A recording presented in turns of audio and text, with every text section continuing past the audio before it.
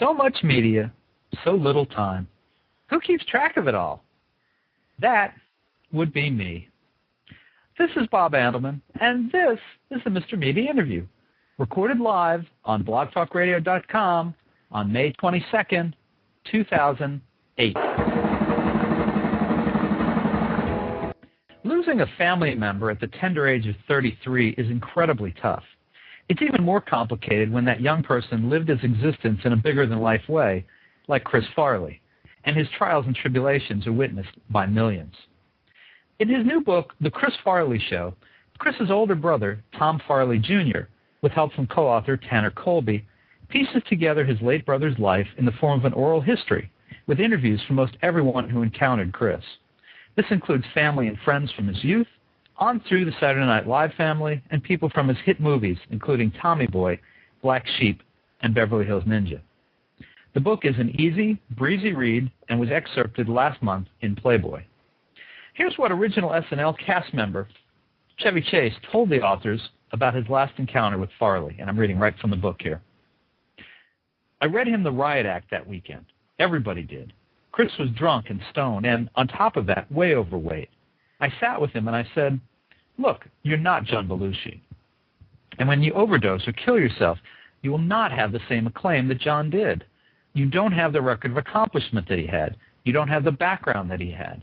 And you don't have the same cultural status that he had. You haven't had that chance to get that far. And you're already screwing yourself up. He kept saying, I'm just trying to level out. That's what he said he was doing with the drinking and the cocaine. It's so silly. It means if you took nothing, you'd be level already. Why take all this shit that's killing you? And I told him that. I said, I've experienced this. I've seen who dies. I've seen how far you think you can go, what you can take, and what you can't. You're just going to end up being an overweight guy who could fall on his stomach and had one or two funny things in his career, but nothing that's ever really stood out. You'll be a blip in the New York Times obituaries page, and that'll be it. Is that what you want? It's quite an interesting read, and I'd now like to welcome Tom Farley to the Mr. Media Show. Tom, how are you? Hey, I'm doing great. How are you? Good to be here. Great to have you. Appreciate your time. I think we all know Chris and his work, and look forward to talking to you about it. Yeah, me too. Tom, I'm thinking that it must have been quite a strange experience for you and Tanner, mostly for you, but to open the door to Chris's past. Well, yeah, it's boy, it's so divergent from how we grew up in this kind of typical Irish family where a lot of laughter and that, but not real deep, any of those kind of deep emotions, particularly sad and painful ones, we preferred to just bury with with laughter. And so we weren't really trained growing up about talking about these kind of things in an open, kind of honest way. And so this was definitely a departure from that. And did you learn a lot about your brother that you didn't already know? Not particularly too much. The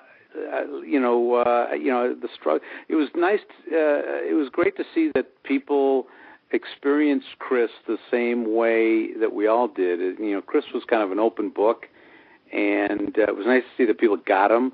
Understood him, of his good friends, and they were all going through the same kind of roller coaster that we went through, and the same range of emotions. I did find, amazing some of the depth of the kindness and his deep faith, and I always knew that was very strong, and I knew there was plenty of examples of those things, but when you see that, other people saw that and just how deep it really went and how consistent and like daily, it was for him, everything from going to church every day to, just helping out, people in need. It was, that was incredible to me. I just had no idea it was really that deep.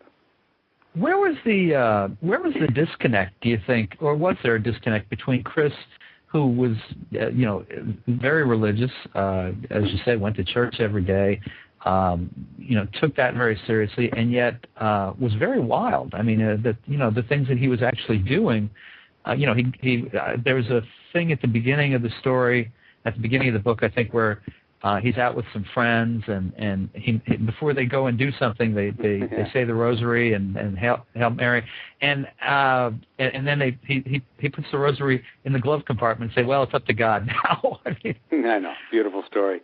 Yeah. Chris had a very, almost childlike view of his religion. You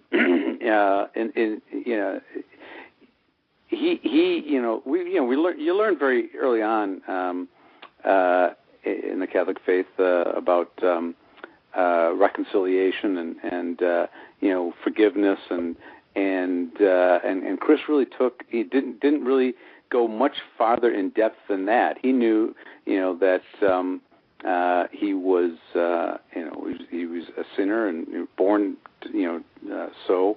And he just had to ask for forgiveness, and he would be okay. And he almost had like he had preordained to be a sinner. So why fool with that? As long as you understand that you can get, if you say you're sorry, you're okay, and which is not really the point. But that's the way he took it, certainly, and not to manipulate it. I mean, he honestly, really believed in that. So. I guess, he could have, probably helped to be a little bit more philosophical about things, but, he just, that was his thing. He was just, I knew I'm going to sin, and if I can't help that, I'll just make sure that I'm very penitent about it. So, that was kind of the way he approached life. I asked you a moment ago if you learned much, about your brother, Chris, that you didn't know. Did you learn much in the research that you didn't want to know? No, not really. Because I have been speaking, for the last 10 years, running the Chris Farley Foundation and going out to schools. I'm sure we'll talk about this later, but.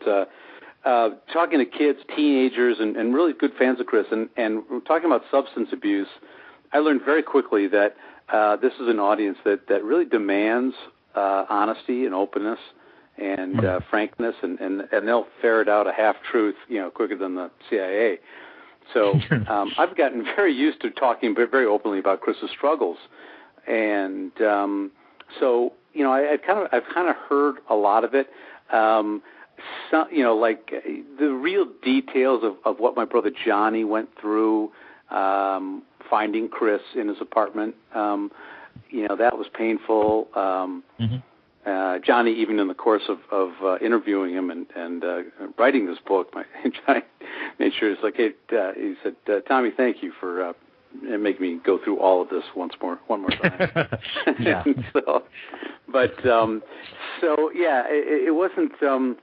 It wasn't so much that that kind of stuff that really was any sort of painful or didn't want to know. But I did find it interesting. You mentioned the Chevy Chase quote, and I do find, knowing Chris, really, really well, and knowing some of the circumstances, I found it interesting how, people 10 years later either, want to remember the things they want to remember, and they like Chevy, I'm sure he wanted to say that he said that, or he certainly wanted to be able to think that he said that at the time, but in reality it's probably not. We had to take his quote as it is, but right. It's really probably not. I do remember him actually causing more problems at that event than good, talking to Chris. Wow. Stuff. I remember Chris going to him and saying, my managers are really down on me and telling me to straighten up. And Chevy goes, what are you talking about? They work for you. You tell them what to do. And my brothers Johnny and Kevin are there going, oh no. That's all Chris needed to hear. Oh man. So yeah, it's interesting because it's two very different. I was very surprised to even see Chevy in the book because I didn't know Chris. I don't know Chevy, but it seems like they couldn't be two more different people in that. You got the sense that a lot of what you saw with Chris on screen, on TV, was Chris.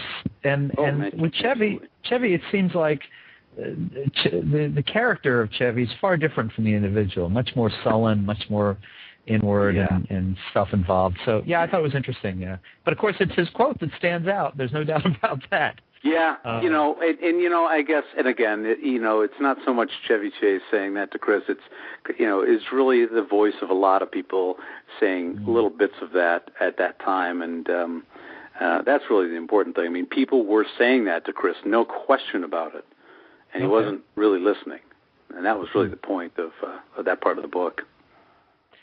Tell me about before we're going further and talk about Chris. Tell me about the construction of the book and who did the interviewing. Was it you have as your partner on this was Tanner Colby, who had written Belushi biography, I think, with Judy Belushi, and so I'm kind of interested in how the work of actually putting the book together was done. Yeah, well, Tanner was just finishing that book up when he called me and introduced himself. He said described his book and I had always wanted to do something on Chris, and he was saying, well, I'm doing this with Judy, and I knew how over the years Judy was very protective of John's legacy. And so I know that for Tanner to be able to work with Judy, that was an endorsement right there. I also have known, having met a few times Jim Belushi, how difficult he is.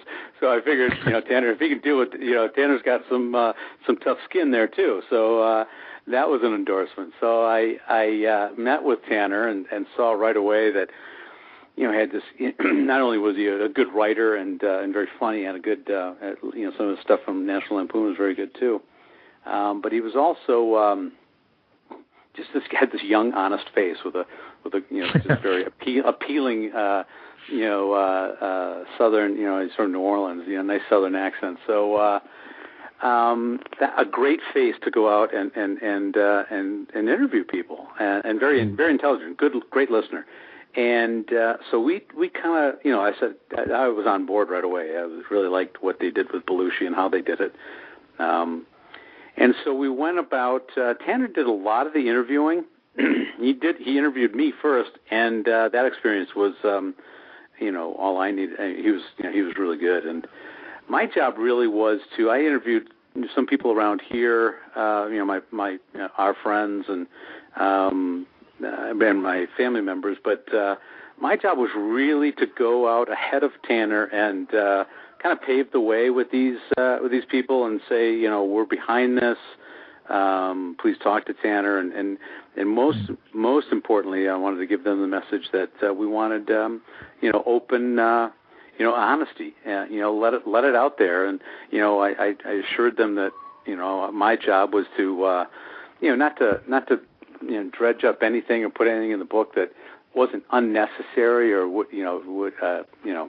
didn't need to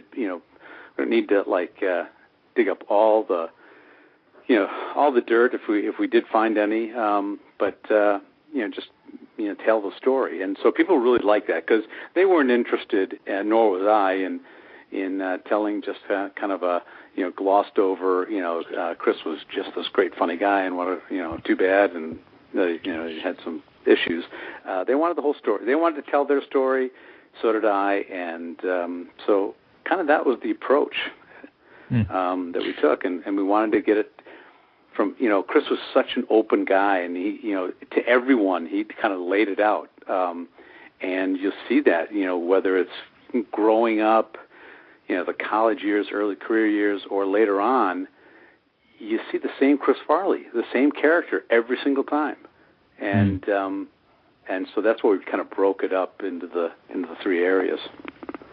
I noticed that actually in looking through the pictures of Chris through the years, how that face just it grows up, but it's the same face from when he's a baby, when he was in elementary or high school.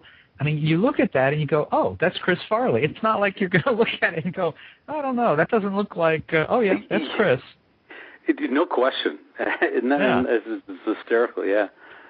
I was going to say, I imagine that it was easier for you and the family to have Tanner be the guy doing most of the interviews with people that knew Chris professionally, because people would probably feel more comfortable telling him stories that maybe they wouldn't quite. They might feel a little awkward. Yeah. Yeah. No question about that. That was very helpful too. Well, even though, as I said, to most of these guys, I said, you know what? As bad as experiences you had, we had them too. We had them too. Everyone shared. No one had it worse or better than anyone else. So. Well, let me give out our phone number, because maybe some people would like to call and talk to you. Maybe they just want to say hello. Maybe they want to ask you a question about Chris. The number is 646-595-3135. That's if you're listening to us live today. It is Thursday, May 22nd. If you're listening to us live, we'd love to have you call in. There's also the web chat going on live accompanying the interview. You can actually see old Mr. Media. I'm waving now. There's live video of me, and you're welcome to join us on that as well.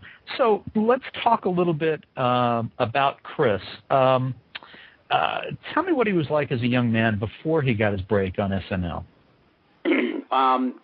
Well, to talk about Chris, you got to kind of bring me into the picture and talk about me as the older brother. We have a sister. There were 5 of us. Barb was the oldest, and then 4 straight boys. So myself as the oldest boy, and then Chris and Kevin and Johnny. And so my role was the uptight older brother that did everything Dad said to try and stay in line. And so Chris, next to the middle child, if you will, always kind of effortlessly tiptoeing over that line and gaining friends and laughter and everything else and doing it. So growing up, gosh, I was like, we were so close. We did we loved to laugh together, but same time. We had our disagreements. We were just 2 different kind of people. Take away the humor, and Chris and I were 2 different people. So it was just kind of a, as I said, I sometimes he would just have me in stitches, and vice versa, and sometimes it would just be a pain. Like when I was a senior in high school, and he was a sophomore. It was just always, just fear.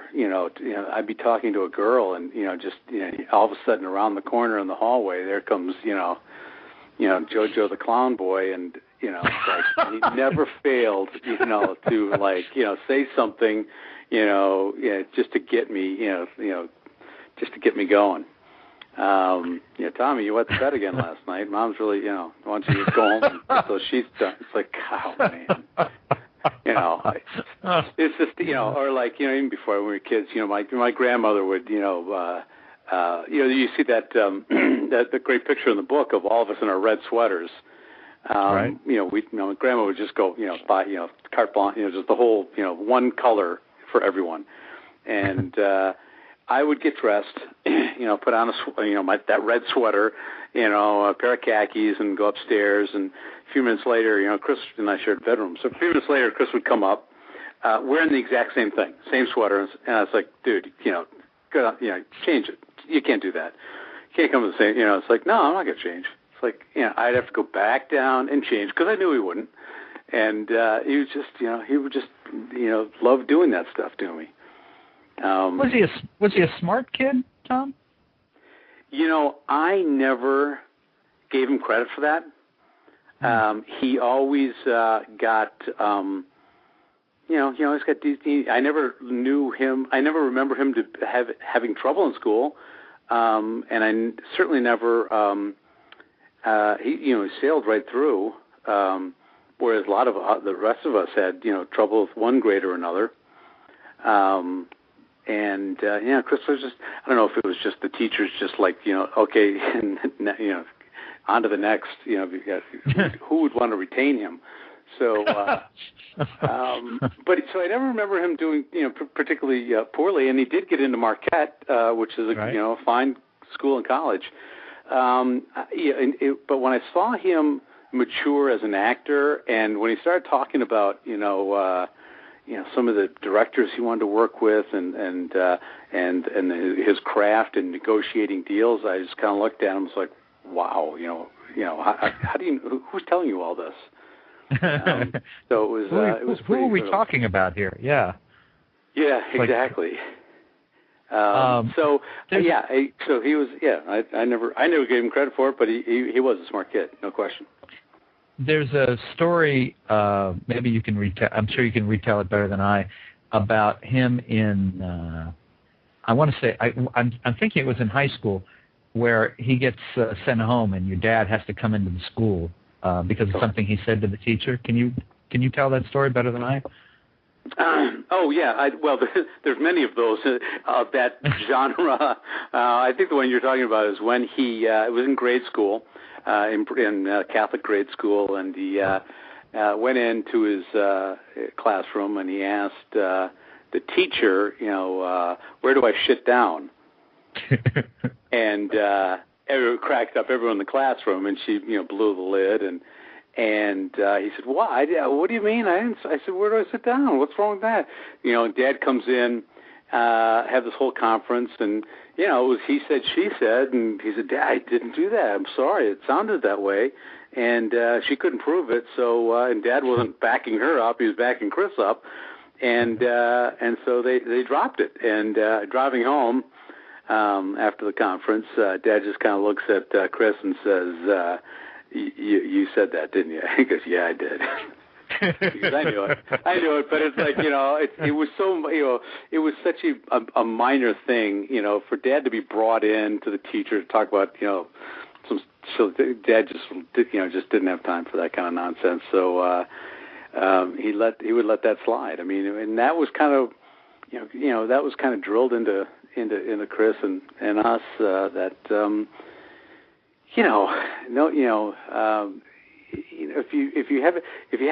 if you really truly care and have a good heart and do and care about people and aren't malicious with your humor and cruel, a little funny stuff here and there isn't harmful, and so why we weren't punished for that kind of stuff.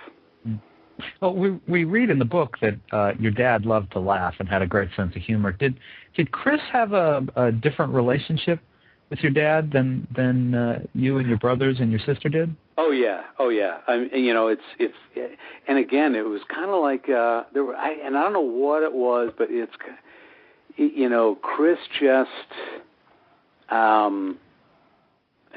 my dad kind of understood him, and maybe because Dad had older brothers that were very serious, and and Dad was just was always this kind of fun kid and growing up, so I'm told, and it's like Chris would go like, I want to go play hockey, I want to be on the hockey team, and and next thing you know, he'd just be outfitted like head to toe, in like in a full uniform, the full thing, the full gear, and I want to play football, and he'd get the whole stuff, and Dad would just like make sure that he was had everything, he was really encouraged, I guess he probably didn't think Chris had it in him either, who knows, but he just wanted to make sure that Chris had every opportunity to shine, to shine, and not for nothing, look where he went with it. I mean, so you can't say Dad was wrong there. But they had it very special, yeah. Yeah. So, where were you? Do you remember where you were, or how you learned that Chris had gotten the gig on Saturday Night Live? Yeah, well, it's funny. I remember distinctly when he got asked to be on the main stage of Second City in Chicago when his career really started. It was my wedding, and he was my best man, and that was a frightful time, as it were. Yeah, but Chris Farley's your best man. But yeah, I remember the excitement of Chris getting to Second City and how cool that was. And that's when I kind of figured, here it goes. And I was working in New York when Chris called and said they want me to, Lorne Michaels came in and wants to bring me out to New York. And I thought, all right, well, Lorne probably does that with a number of people, but at least Chris is coming out to New York and we'll have some fun. And so we did. He came out. We had a great weekend.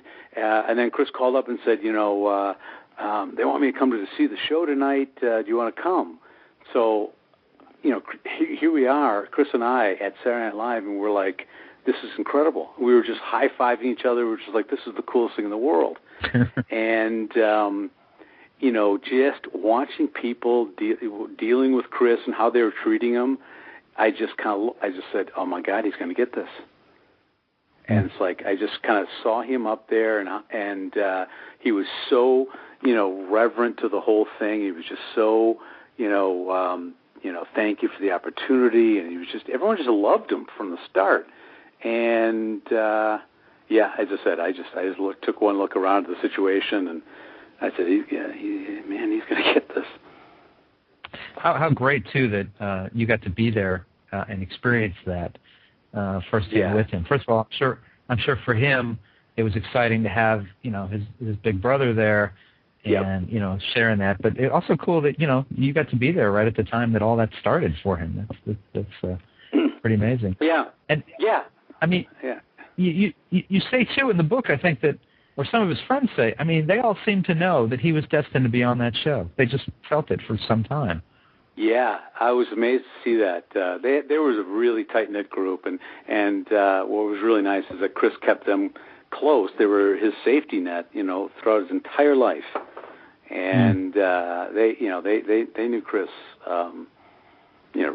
certainly in a much different way. As I said, I was jaded in my view of Chris because just being the older brother, and he was just doing stuff that I just like. I can't believe this guy is totally unemployable.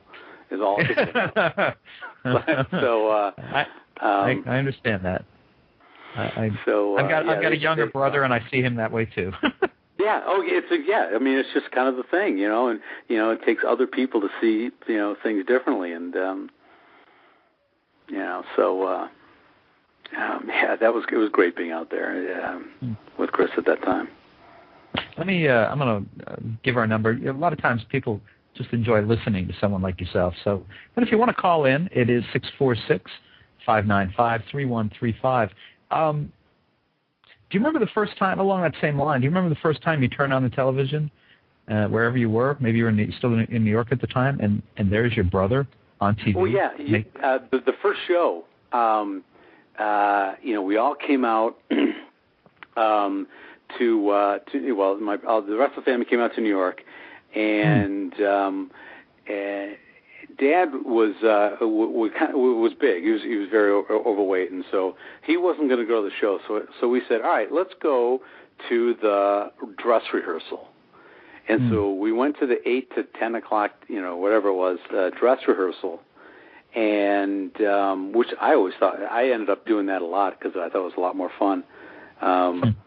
And so we all went to my mom, sister, my brothers. We went to the dress rehearsal, and then we went right back to the hotel where Dad was, and turned on the TV, and then we watched the live show with Dad in the hotel room, and it was really good. So I had both experiences. I saw this live, kind of run through show with this whole audience there, and then watched Chris. So I saw him, do perform as an actor, and then I went home and watched him on national TV. It was like, and with the family, it was just really, it was really special. It was really cool. And just looking over and seeing Dad's face, just how proud he was, and and it was neat, And somebody asked me once, was there any sort of, kind of envy or jealousy? And gosh, when you look at your father's face and see him looking at your kid brother like that, it's like, no way, man. This was just a real special time for us. Was there any jealousy among the other siblings with regard to Chris?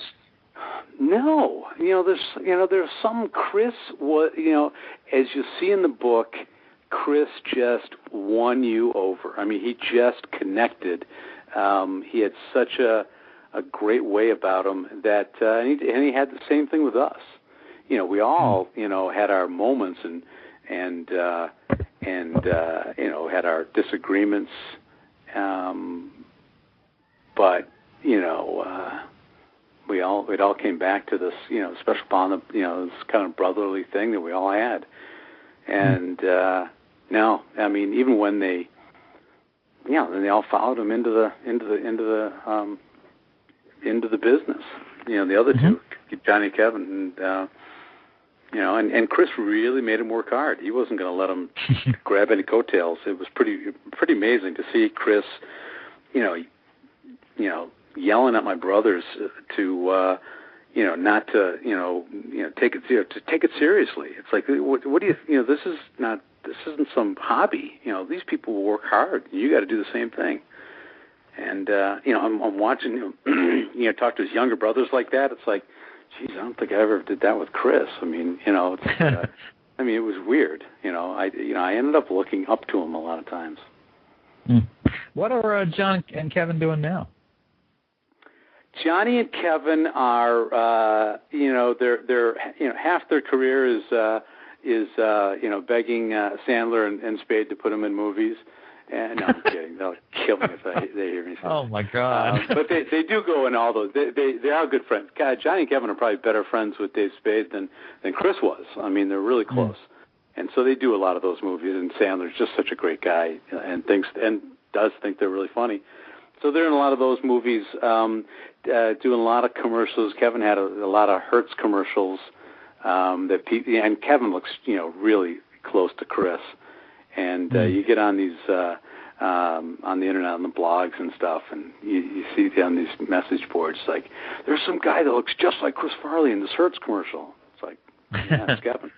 And Kevin just finished a movie with one of the Zucker brothers that he plays Michael Moore, and it's kind of a spoof on Michael Moore's career, which should be pretty funny coming out later this year, I think. Okay.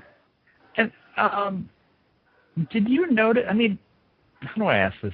When did the family start to notice something was different with Chris? Was it it apparent? Could you see it either in person, on TV? Did you hear about it from family or friends? Yeah. When did the change happen?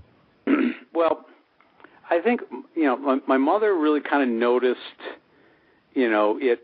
That in the family, she kind of like, this is not good for me. This kind of this just drinking, for whatever occasion, whatever it was. She got sober. Probably she was the first, and kind of saw Chris as kind of being the next problem in line, and so she really was the first one to really, try and get Chris to slow down at that point. Just slow down, just take it easy and watch it, and maybe get some counseling. And the rest of us were kind of doing the same old thing. Over the years, one by one, we all kind of addressed it by ourselves and for ourselves. So Mom noticed it, but we didn't notice. I didn't notice it until I really kind of, out in New York when it got bad, I would notice the people around Chris. Chris was always a guy that loved to make you laugh, but more than that, he'd love you to try and make him laugh, and he just loved that this kind of bond that humor brought to a group of people. And when I noticed people around Chris start cringing or walking away or shaking their heads, and Chris not noticing that, and continuing kind of to do these things that weren't really, funny. That's when I knew that's not what Chris wanted. He wasn't good at it. He was so good at the humor stuff, and this wasn't, so that's when I said something's wrong here. I mean, I used to describe Chris as we were a big funny family, all of us collectively, just no one funnier than the next, with the exception of Chris would take it to a higher level. So he would just kind of take it, up a notch. And in these situations when the drinking started to get out of control, it turned from taking it up a notch to going a step too far into inappropriateness. And there's a noticeable difference between the two. Chris, all of a sudden, and that's what drinking did. It translated from being incredibly talented at humor to this guy's being now he's just being inappropriate. And for him not to notice that was certainly an indication that something was out of control. How would family feel about some of the sketches that he would do, like the Chippendale sketch is very famous, but it also kind of points out physically that he was not a healthy man. I mean, he was so overweight and first of all, you can't. It's very difficult to define Chris Farley in your terms, because he made choices and made decisions and in terms of his weight and things like that. I mean, on the playground when we were kids, you had to be real quick to call him fatty before he did. I mean, he got that out of the way and almost challenged you to come up with something better. I was like, all right, fatty. I called myself fatty. What are you going to do now? Now what are you going to call me? And he would keep going, and this nemesis or this adversary that was about to call him fatty, now he's got him laughing. Mm-hmm. He won him over. He disarmed him with that, and then he won him with his humor. And I would see that happen so many times. So he was very used to doing that, using that as a protective and measure. And so the Chippendales thing, we saw that. I saw that on so many playgrounds, on so many living rooms and dance floors. I mean, the place would clear out, and there'd be Chris, with his shirt off, doing the same dance, same thing, all his life. Okay. Well, that puts it in perspective. Yeah, I mean that's an act I saw many times. So how can you define him in your terms? I mean, he just, that's kind of, he accepted that. Could you tell when he was sober and when he wasn't? Oh yeah, definitely. And again, but it took like this stretch of like 3. When he put together, all of a sudden it was a year, 2 years, 3 years of sobriety when he was on SNL, and I was out there to see this. I was amazed because in the book, it talks about his college living style, his room. It was a mess. At Second City, Joel Murray, Bill Murray's younger brother, was on Second City with him and lived down the hall in an apartment. He used to, in the book, he jokes about the mice, coming through Joel's apartment and just kind of looking at him with this look like, it's okay, we're just going over to Farley's. Right. So, and all of a sudden, here's Chris, looking, first healthy. He was somewhere around maybe 250 pounds, 225. I mean, he was good. I mean, he was good. Weight wise, he had good, intelligent conversations. He was neat. He dressed well. You got to thank Chris Rock for that. Chris took him down to a couple of stores in New York and said, "All right, this is it. You're in New York now, pal. This is my territory. I'm going to show you how to dress." And so that was always, we always thank Rock for that. But he just looked sharp, and he was fun to be around, and you trusted him because you knew that moment when he was capable of being inappropriate wasn't going to happen, and that made it really enjoyable. Because if you knew Chris for a long time, you knew that there was always that danger, and it was scary. Well, there's times in the book as we get later on in the book where even his closest friends reached points where they had to turn their back or they had to move away. Spade, Tim Meadows, who until I read the excerpt last month in Playboy and then the book now, I hadn't really made the connection between Meadows and Chris all the way back to Second City, but he was especially fed up, wasn't he? Oh yeah, because he saw the beginnings of it, and then he saw Chris get well again, and he saw going back to that. But and I told all these guys, even when we were doing the book, I said, we went through the same thing. Anyone that's touched by addiction knows this intimately well.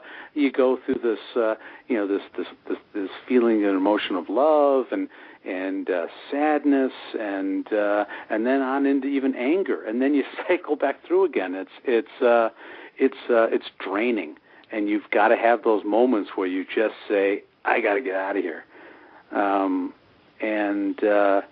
it wasn't just the family; it was friends, and it was everybody. So it's tough on us, and it's got to be tough for the person that's addicted as well. I mean, to have people so close to you, and you're constantly saying, "Don't give up on me, don't give up on me," and every once in a while somebody does, and it's like, and it's because of your addiction, and it's got to be, it's probably, I'm sure, very painful for Chris at those moments, as it was for all of us. Did his family members, did Spade, Meadows, people like that, in researching the book, and as you talked to some, as Tanner talked to other people, was there a sense that anyone felt any guilt when they reached a point where they had to turn away from him and they couldn't deal with his problems anymore? Do they feel guilty now, even this yeah, I think looking back, it's easier to have that guilt. I think at the time, that's a different emotion. I mean, when you're in that time of anger and I'm out of here, that's the emotion that you feel. Later on, you might feel guilty about it, and certainly after Chris died, we all felt, gosh, if I, what could I have done? Didn't I do everything? There was everyone had that feeling as well. But at the time, no, you just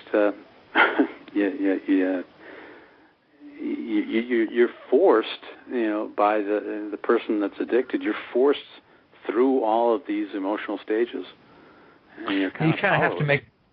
Yeah, you kind of have to make a selfish decision, I think. I hadn't even thought about this up until just now. I was remembering many years ago having a friend who had always been a drinker, but had become an incredibly heavy drinker, and his girlfriend couldn't reach him at his house. We're talking about somebody in his 40s. Now, we're not talking about a kid.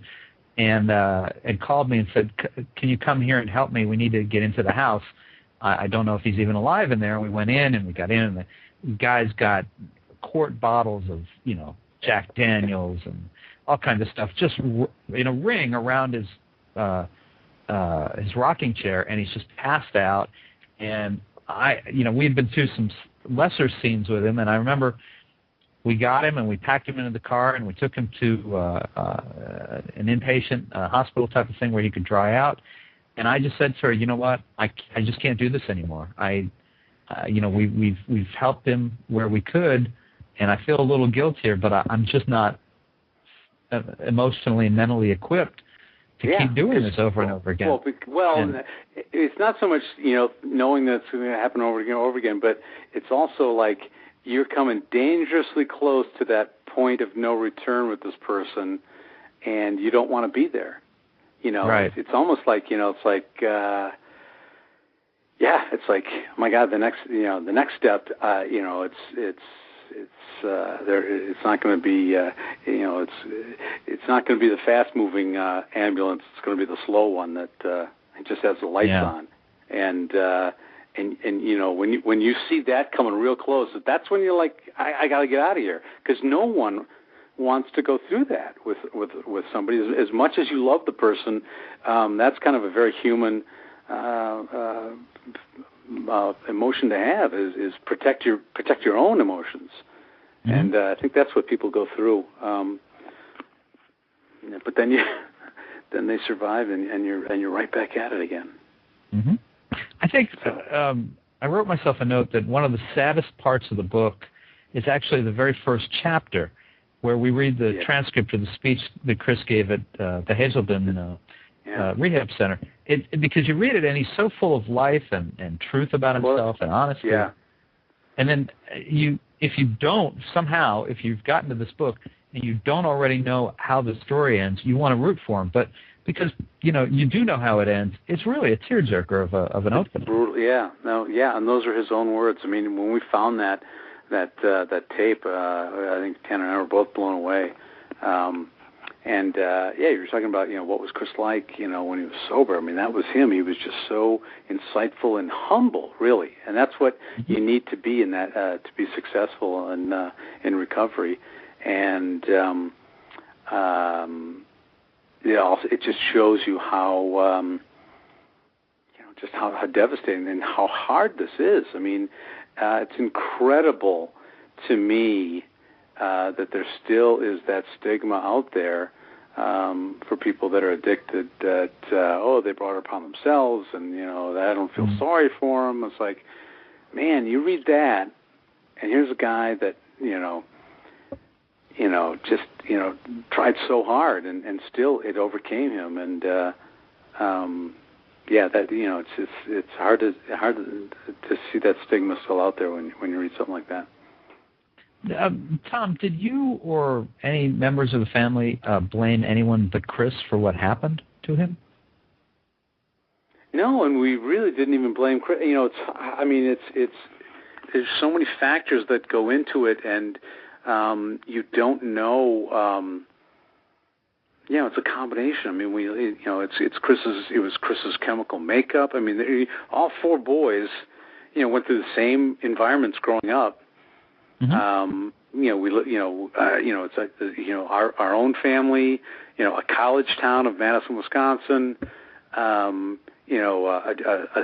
Wisconsin itself being a very heavy drinking culture, and so and yet actually five of us. My sister went through it too. She's almost close to a teetotaler as Farley's get. She has a glass of wine. That's about it. And the four boys, Kevin and Johnny haven't had they stopped drinking 10 years ago, but they went through AA to do that. I just stopped.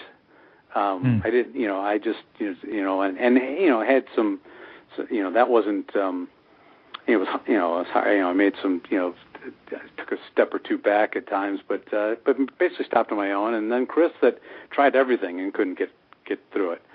So it's tough to blame, anybody. I will say that, the industry, not individuals, but, the lifestyle that Chris ended up in is very difficult. I mean, as I said before, you have to be very humble to be in recovery. And there was a couple of times when Chris was like, being let out of rehab to go to present at the Academy Awards. There was another time where they let him out to go buy a Viper. How humble are you to buy a $70,000 car? It's stuff like that. There were times when he was in a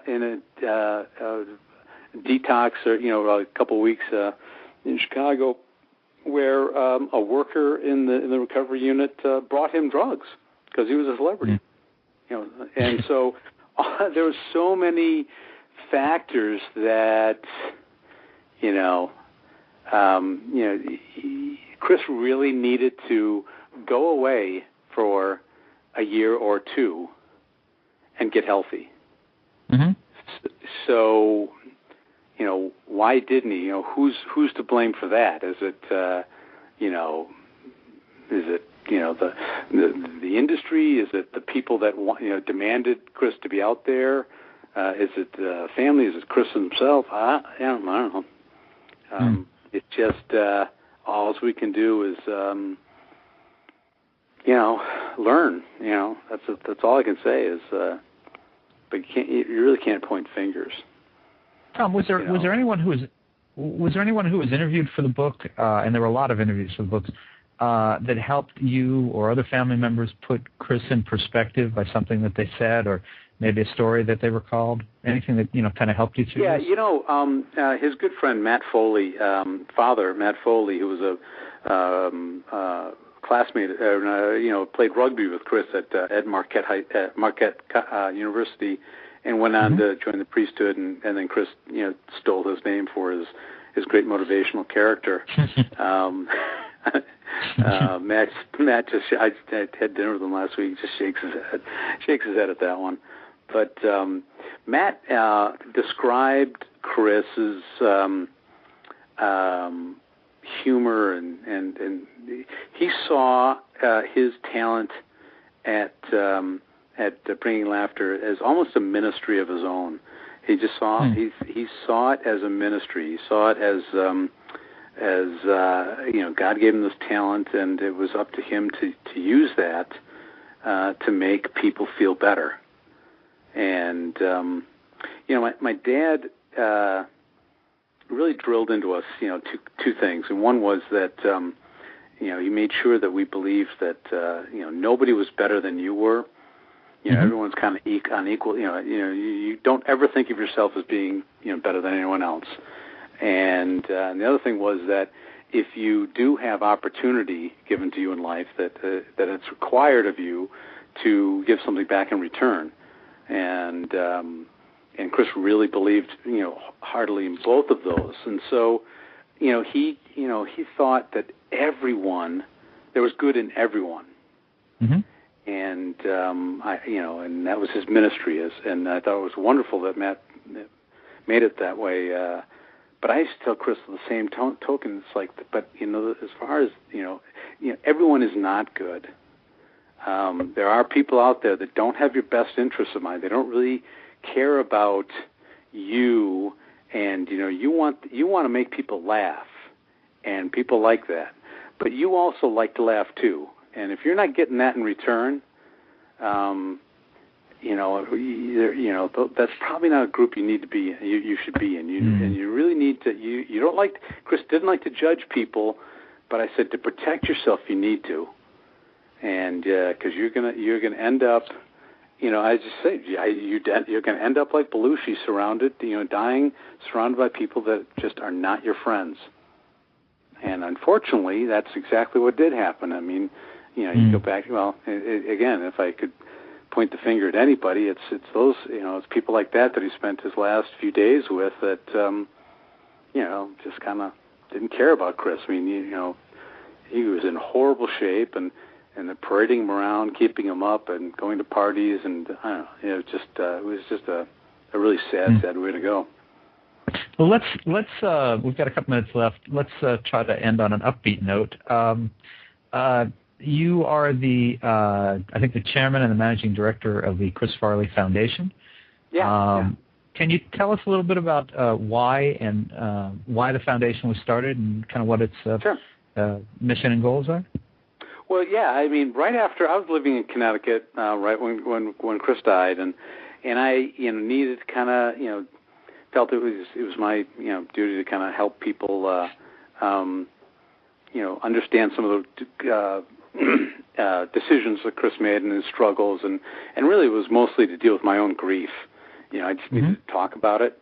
And so I would go out to high schools, and I would go into like health classes and to talk about substance abuse, and I would see a whole classroom full of all different arrays of people, some quiet, some fooling around, some, ready to take down every note. And I was introduced as, this is Tom Farley, brother Chris Farley, head of the Chris Farley Foundation, and I'd see everyone stop and lean forward as if to listen. And I'm a marketing guy by profession, and I'm just thinking to myself, wow, there's like some real brand power here.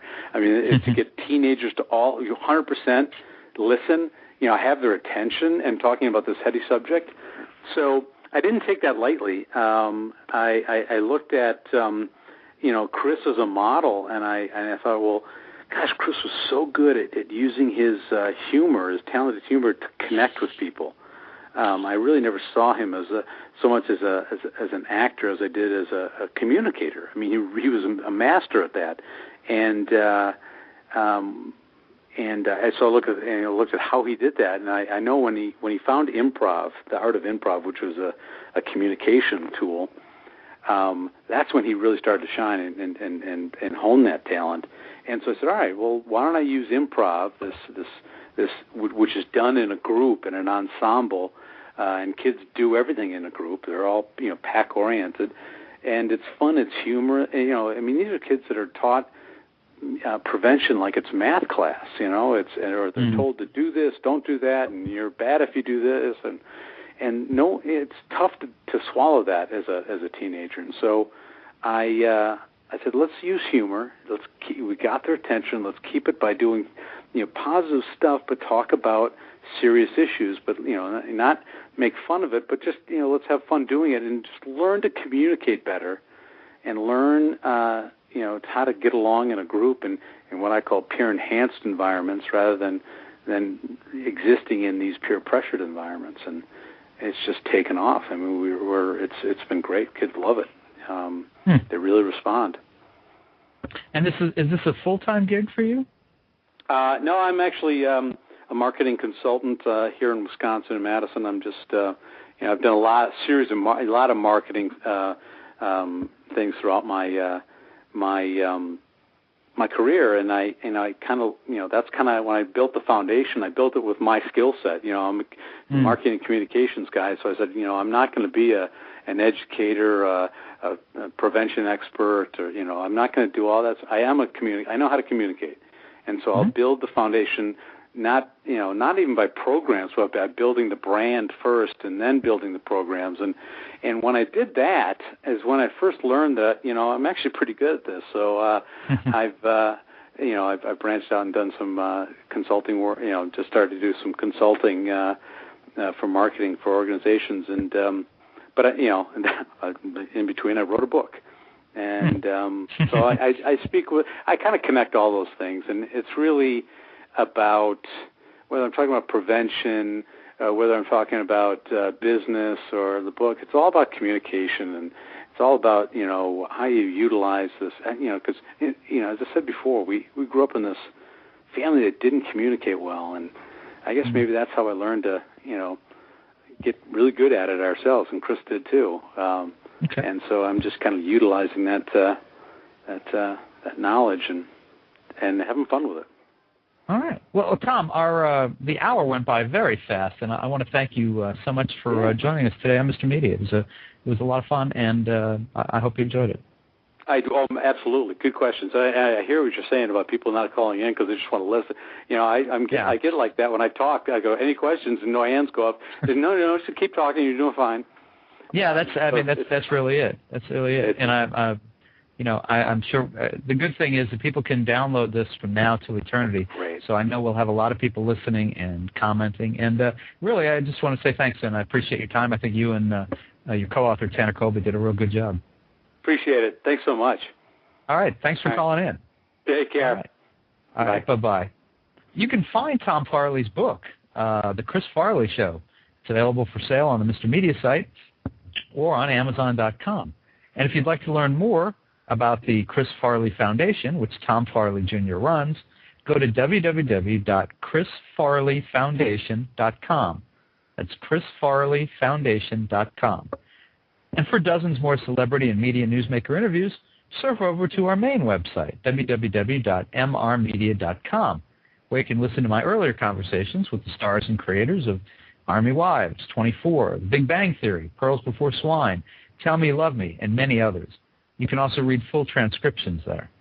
And please think about writing an online review of Mr. Media, or marking Mr. Media as one of your favorites, whether you listen on Blog Talk Radio, Blueberry, Zencast, or iTunes. Folks, thanks so much for joining us today. I really, really do appreciate you sharing a piece of your day with Mr. Media.